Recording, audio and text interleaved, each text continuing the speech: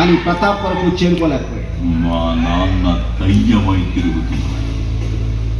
ఇక్కడ అక్కడ నా లోపల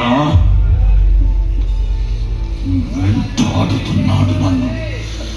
పగలు రాత్రి తేడా లేకుండా అడుగుతున్నాడు నన్ను. ఏ బుక్క, ఏం చేస్తున్నావురా? ఇంకా ప్రతాప్ గారిని ఎందుకు చంపలేదు? ఎప్పుడు చంపుతావురా ఆ ప్రతాప్ గారిని? వాడి కుటుంబంలో ప్రతి ఒక్కరిని చంపండి. నాన్న శాంతించడు. వాడిని బతకనివ్వను. వాడిని బతకనివ్వను. ప్రతాప్ గారిని దాన్ని మందులో కలిపి తాగితే గాని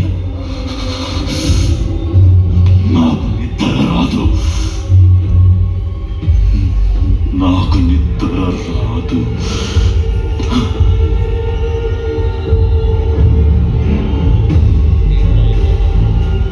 ఇంతలో ఎలక్షన్స్ అనౌన్స్ చేయడంతో నాగమణి రెడ్డి హత్య తర్వాత ప్రజల్లో తనకి తగ్గుతున్న పాపులారిటీ పెంచుకోవడం కోసం, అలాగే ప్రతాప్కి ప్రజల్లో పెరుగుతున్న ఆదరణ, పేరుని, పలుకుబడిని ఎలాగైనా ఫినిష్ చేయడం కోసం తన అన్న పురురెడ్డిని ఎలక్షన్స్ నిలబెట్టాడు.